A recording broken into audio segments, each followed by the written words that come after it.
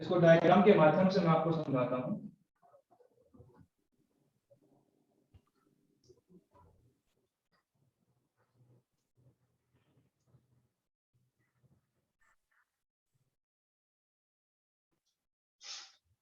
तो ये जो आपकी खड़ी स्तर है, ये क्या हो जाएगा आपका?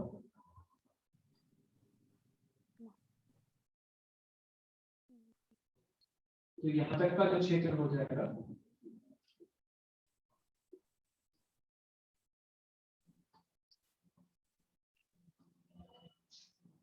ये क्या हो जाएगी?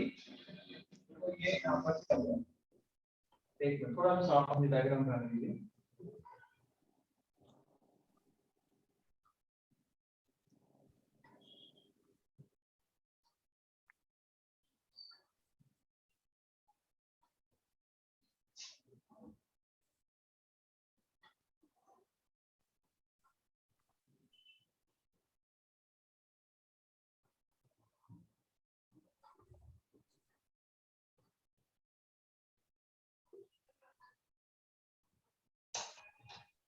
क्या इस डायग्राम से आप महाद्वीपीय प्लेट और महासागरीय प्लेट में अंतर निकाल सकते हैं?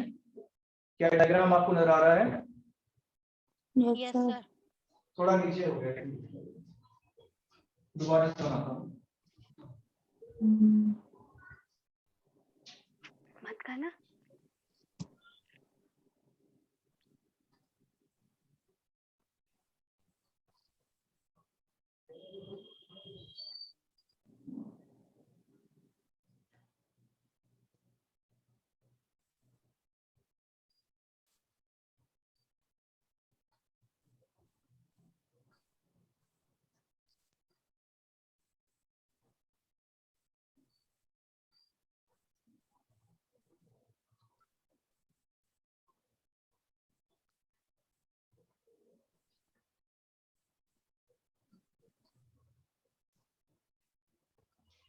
अब देखिए जरा, क्या इस डायग्राम से आप ये पता लगाने में समर्थ हैं कि इसमें से ओशियानिक प्लेट कौन सी है और कॉन्टिनेंटल प्लेट कौन सी होगी?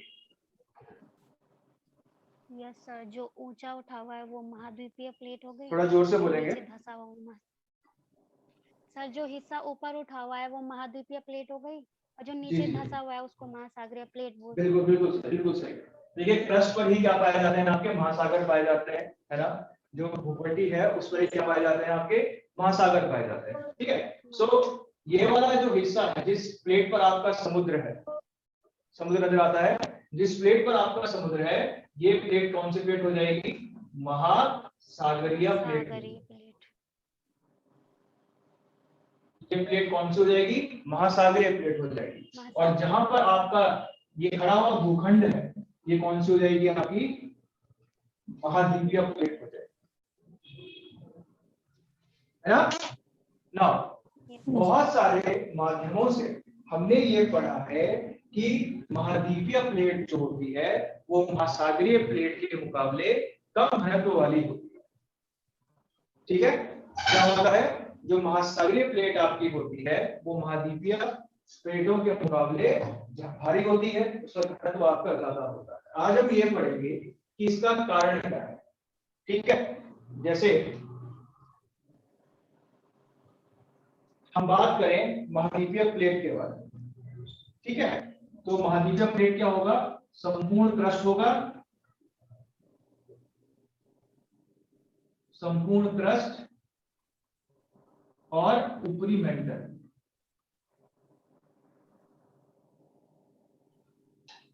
यही है महाद्वीपीय प्लेट। क्या है? संपूर्ण क्रस्ट और ऊपरी मेंटल। क्या ये सही है जो मैं लिखा है बोर्ड पर कि नहीं? क्या ये सही लिखा है मैंने? चलिए, सो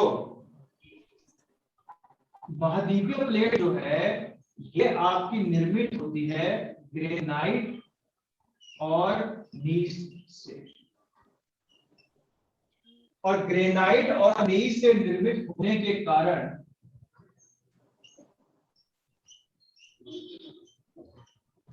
ग्रेनाइट और नीस से निर्मित होने के कारण इनका घनत्व अपेक्षाकृत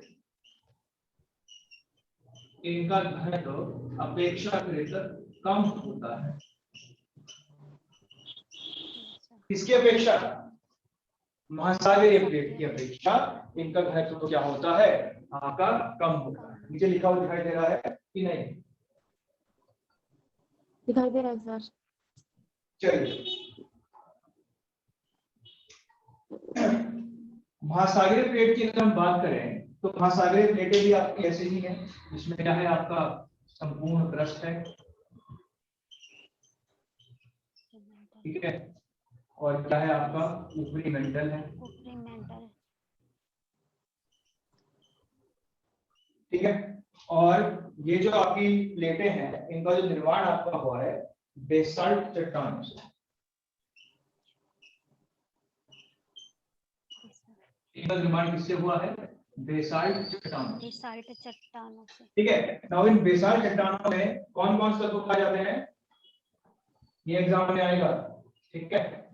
बेरियम यानी कि लोहा, मैग्नीशियम,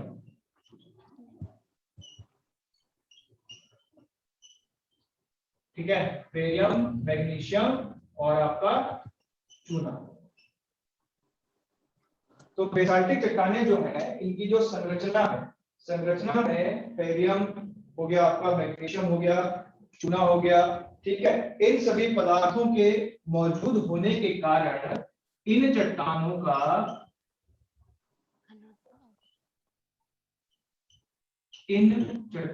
का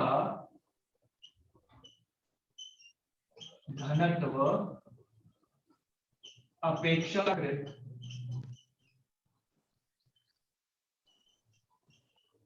अधिक होता है। किससे अधिक होता है? महाद्वीपीय प्लेटों से, महाद्वीपीय चट्टानों से, ठीक है। सो संरचना के आधार पर जो आपकी ये प्लेटें हैं, ठीक है, संरचना के आधार पर आपकी ये जो प्लेटें हैं इनका जो निर्माण में जो अलग अलग आपके घटक हैं, ये ही घटक जो है इन प्लेटों की घनत्व का निर्धारण करते हैं। जैसा कि हमने पढ़ा है कि जो महाद्वीपीय प्लेट है इसका जो घनत्व होता है कम होता है, और ये संपूर्ण क्रस्ट और ऊपरी मेंटल में आपकी फैली होती है। ग्रेनाइट और नीस जैसी चट्टानों से ये आपकी परतें जो है आपकी निर्मित होती है, जिनके कारण इनका घनत्व आपका कम होता है, ठीक है। Yes sir. अब एक और चीज आपका समझेंगे कि ये जो दोनों प्लेटें हैं, कौन कौन सी प्लेटें? ये जो आपकी दोनों प्लेटें हैं, कौन सी? महाद्वीपीय और महासागरीय प्लेट। मैं बहुत यहाँ पर लिख रहा हूँ, महाद्वीपीय प्लेट और महासागरीय प्लेट का जो डिफरेंस है, महाद्वीपीय प्लेट और महासागरीय प्लेट का जो डिफरेंस होता है, ठीक है, किसमें घनत्व में आपका डिफरेंस होता है, वो क्रस्ट में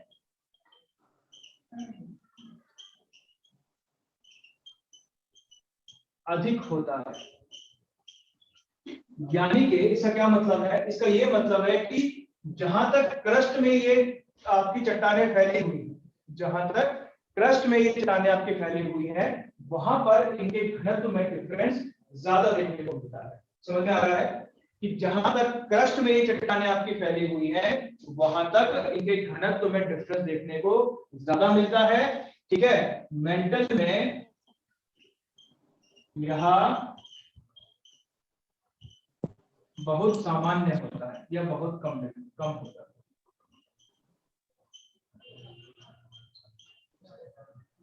ठीक है, समझ में आ गया कि नहीं? सर। हाँ जी, आ गया सर समझ में। क्या दोबारा से बताना है? No sir. पूरा जोर से बोले, मुझे आवाज नहीं आ रही है। नहीं सर। ठीक है, ऐसे ही बोला मैडम, यहाँ आवाज आती नहीं है, थोड़ी आवाज कम है, ठीक है, माइक लगाना पड़ रहा है तो उनको। चलिए, सो ये जो आपका डिफरेंस है, ये जो आपका डिफरेंस है जो क्रस्ट में और मेंटल में आपका पाया जाता है दोनों प्लेटों के बीच में, ये ऐसी स्थितियां आपका पैदा कर देता है, ऐसी सिचुएशन आपका पैदा कर देता है जिसके कारण जो महाद्वीपीय प्लेट है इसका घनत्व कम हो जाता है और महासागरीय प्लेटों का घनत्व आपका ज्यादा हो जाता है। ठीक है, जहां तक इनकी मोटाई के बारे में प्रश्न है तो बहुत सारे सोर्सेस से हमने पढ़ा है कि जो महाद्वीपीय क्रस्ट है ये लगभग आपका 100 किलोमीटर तक फैली रहती है, 30 से 100 के बीच में रहती है, और महासागरीय प्लेट जो है इसकी मोटाई क्या होती है, कम होती है।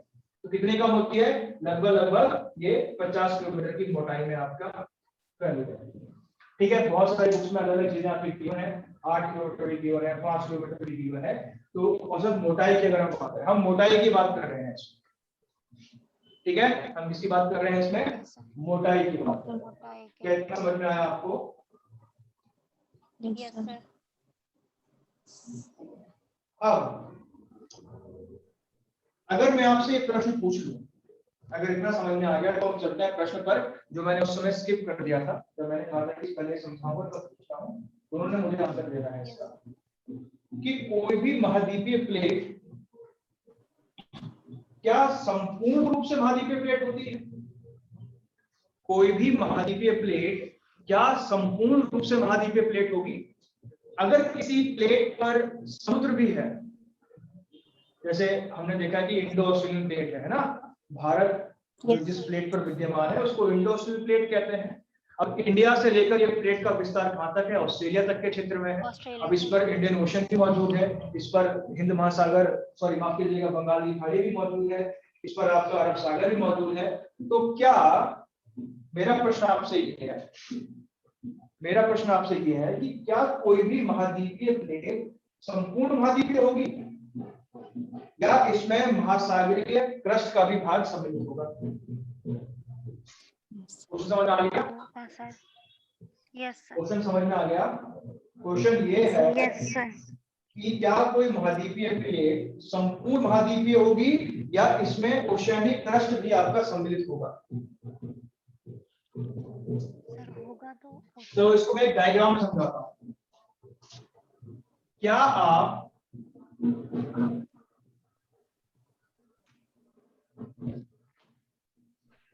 ये क्या है, आपका प्रायद्वीपीय भारत है, बोर्ड में लगाया आपको, ये क्या है आपका प्रायद्वीपीय भारत है।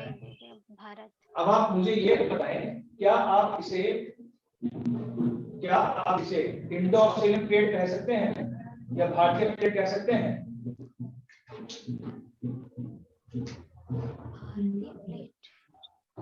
क्या आप इसे भारतीय प्लेट कह सकते हैं? लास्ट टॉपिक होगा, उसके बाद खत्म करेंगे आज का। बताएं, क्या इसको आप भारतीय प्लेट कह सकते हैं? इंडिया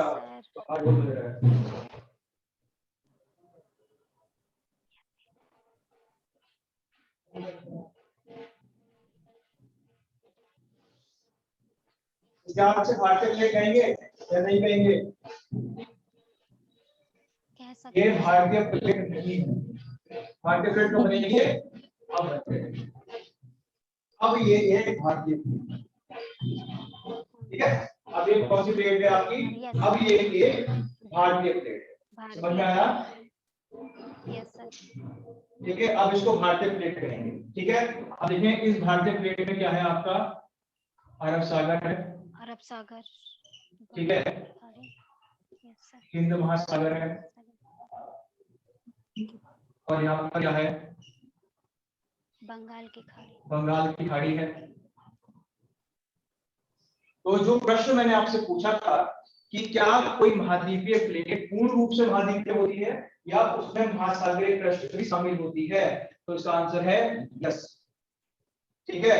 यानी कि किसी भी महाद्वीपीय प्लेट में महासागरीय क्रस्ट भी शामिल हो सकती है, और इसका सबसे अच्छा एग्जांपल है हमारा ये भारतीय प्लेट का जो चित्र हमने बनाया है, डायग्राम हमने बनाया है। तो ये क्या है आपका, यहाँ पर भारत, प्रायद्वीपीय भारत है ना, ये क्या हो गया, यहाँ पर प्रायद्वीपीय भारत हो गया। ये प्रायद्वीपीय भारत की जो प्लेट है कैसी प्लेट हो जाएगी, महाद्वीपीय हो जाएगी, है ना। और ये जो आपका अरब सागर है, हिंद महासागर है, बंगाल की खाड़ी है, ये क्या हो जाएगी? महासागरीय प्लेट। महासागरीय प्लेट।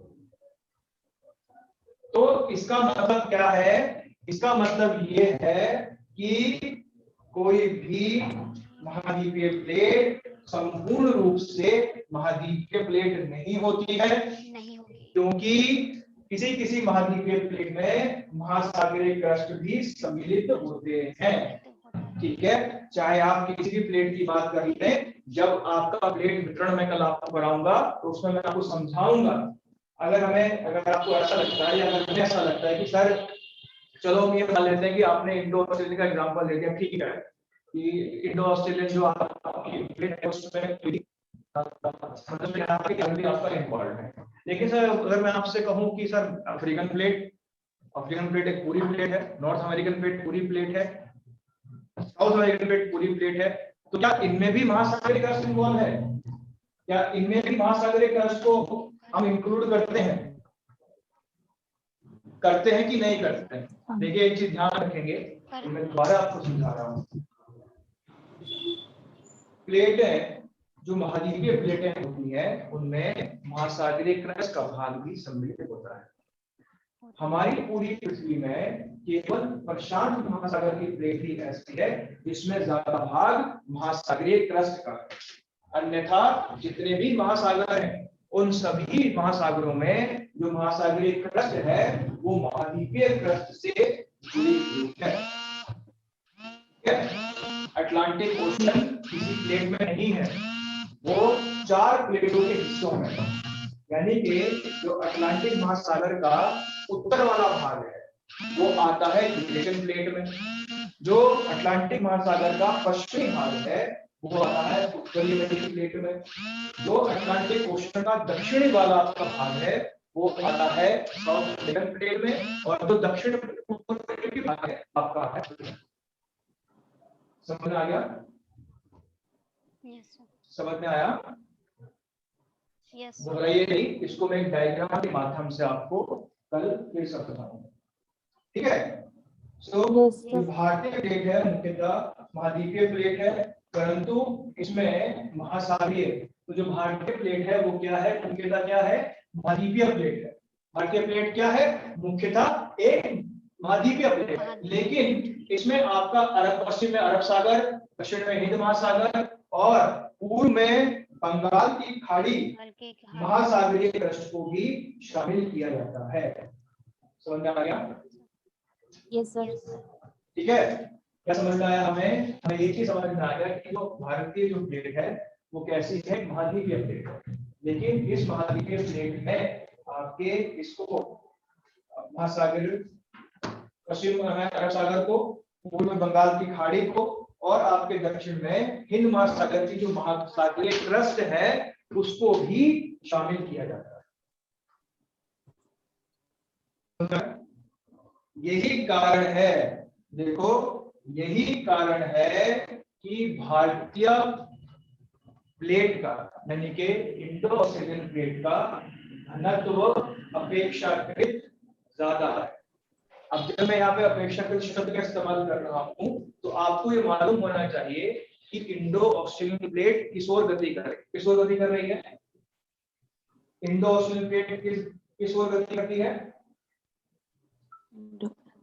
यूरेशियन प्लेट की ओर करती है ना?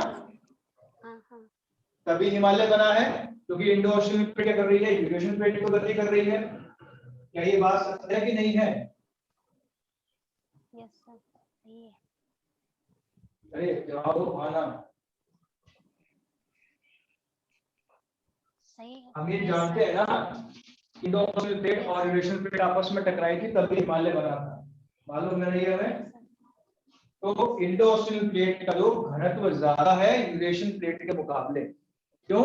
क्योंकि इंडो ऑस्ट्रेलियन प्लेट में महासागरीय क्रस्ट भी क्या है? क्रस्ट भी सम्मिलित है। बिल्कुल सही। तो ये क्लियर हो गया होगा आपका इतना। तो संरचना के आधार पर प्लेटों के प्रकार हमने पढ़े, ठीक है। इसके अलावा हमने प्लेट का इंट्रोडक्शन आपका लिया कि प्लेट आपका क्या है। उसके बाद हमने विवर्तनिकी पढ़ा, विवर्तनिकी का मतलब क्या है। हमने दोनों प्लेटों की संरचना को समझा, संरचना के अनुसार हमने डायग्राम के तहत भी इस संरचना को हमने समझा है कि किस प्रकार की होती है, किस प्रकार आपका काम करती है। उसके अलावा संरचना को बनावट भी कहते हैं। तो महाद्वीपीय प्लेट किन किन तत्वों से मिलकर बनी है, महासागरीय प्लेट किन किन तत्वों से मिलकर बनी है, और ये तत्व भी हमने ये भी जाना कि ये तत्वों के कारण ही घनत्व में हमें क्या देखने को मिलता है, आपका विभिन्न देखने को मिलता है, डिफरेंस देखने को मिलता है। ठीक है, समझ आ गया। उसके बाद हमने ये भी देखा, उसके बाद हमने क्वेश्चन किया अपनी इस समझ के आधार पर, संरचना की समझ के आधार पर हमने एक प्रश्न किया, और प्रश्न में हमने पूछा था कि क्या भारत, क्या किसी महाद्वीपीय प्लेट में महासागरीय की कश्ती शामिल होती है या नहीं होती। हमने ये प्रश्न रखा अपने सामने, अपनी समझ के आधार पर, संरचना की समझ के आधार पर हमने एक प्रश्न रखा अपने सामने कि क्या महाद्वीपीय जो प्लेट होती है उसमें महासागरीय क्रस्ट भी सम्मिलित होती है या नहीं होती है। तो हमने ये पाया ये बिल्कुल सत्य है, और इसका हमें कहाँ देखने को मिला, इसका सबसे अच्छा उदाहरण हमको देखने को मिला भारतीय महाद्वीप की प्लेट, जो भारतीय महाद्वीप है उसकी प्लेट का एग्जाम्पल हमने लिया, जहां पर हमने ये पाया कि भारतीय प्रायद्वीप की जो प्लेट है, जो नेचर है उसकी जो प्रकृति है वो कैसी है, वो एक महाद्वीपीय प्लेट है। लेकिन इस महाद्वीपीय प्लेट में अरब सागर, हिंद महासागर और बंगाल की खाड़ी के रूप में महासागरीय क्रस्ट भी मौजूद है। समझ आ गया इतना? जी सर। तो आज के लिए हम इतना ही करेंगे, आज हम इतना ही खत्म करेंगे। मैं आपको जो नंबर मुझे दिया गया है उस पर मैं आपको आज की क्लास फिर आप उसको नोट कर लें। ठीक है, घबराइए नहीं, मैं आपको पूरा टॉपिक एकदम क्लियर कर दूंगा। ऐसा आपको टॉपिक क्लियर कर दूंगा कि जो नोट्स मैं आपको बनाए हैं, तो मैं आपको नोट्स आपको दूंगा, उसी नोट से आपके सारे क्वेश्चन सॉल्व हो जाएंगे। ठीक है, तो अभी हमने पहला एक पिटारा खोला है, अभी 2-3 पिटारे खोलना आपके बाकी है। बड़ा पिटारा यही है जिसको अभी हम कर रहे हैं। ठीक है, अभी हमने प्रकार पढ़े हम लोग, और हमने एक प्रकार अभी किया है, दूसरा प्रकार को हम कल करेंगे। एक और मेरी आपसे गुजारिश रहेगी, देखिए 2 दिन का डेमो है, चाहे डेमो है चाहे कुछ भी है, बट आपके पास एटलस होने चाहिए। जब भी आप कल कक्षा क्लास में आएंगे तो आपके पास एटलस होना चाहिए। ठीक है, और अगर आप तैयारी कर रहे हैं तो एटलस होना ही चाहिए आपके पास, एटलस जरूरी है।